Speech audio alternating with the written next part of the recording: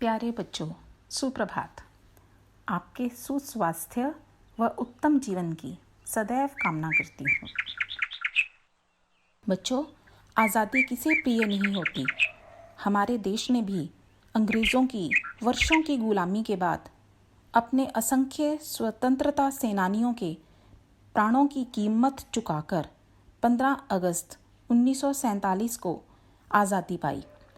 इस आज़ादी की कीमत वही समझ सकता है जिसने वर्षों की गुलामी की पीड़ा को झेला हो। हम सब बहुत भाग्यशाली और बधाई के पात्र हैं कि हमें ये गुलामी का दंश नहीं सहना पड़ा और हम आज़ाद भारत में पैदा हुए। भगवान से प्रार्थना है कि हमारा देश भारत अपने दम पर इसी प्रकार दिन दूनी रात चौगुनी उन्नति करता रहे। तो बच्चों, हम बात कर रहे हैं आज़ादी की।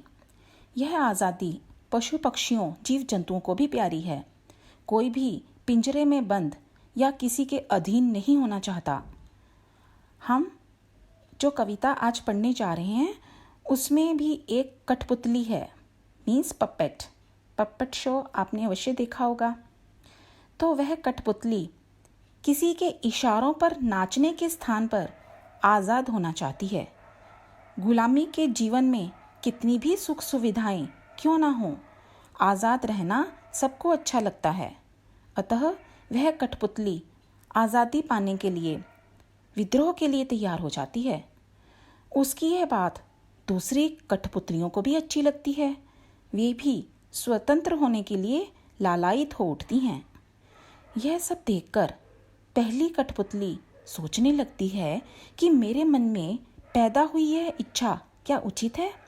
अर्थात अभी तो मेरा जीवन जैसा है मुझे मालूम है, पर आज़ाद होकर जीवन में अपने साथ साथ इन सभी कठपुतलियों की भी जिम्मेदारी उठाना क्या सरल होगा। यह सोचकर वह कठपुतली अपनी इस इच्छा को दबा लेना ही उचित समझती है। अब मैं इस कविता का आदर्श पाठ करती हूँ। इस कविता का शीर्षक है कठपुतली, जिसके कवि हैं श्री भवानी प्रसाद मिश्र। कठपुतली।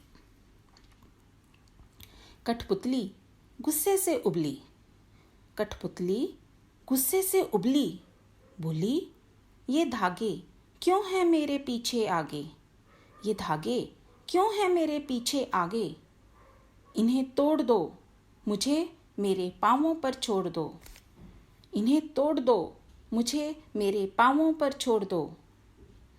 सुनकर बोली और कठपुतलियाँ, सुनकर बोली और कठपुतलियाँ कि हाँ बहुत दिन हुए हमें अपने मन के छंद छुए, कि हाँ बहुत दिन हुए हमें अपने मन के छंद छुए।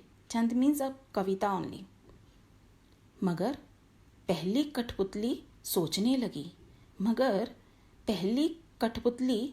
लगी, ये कैसी इच्छा मेरे मन में जगी।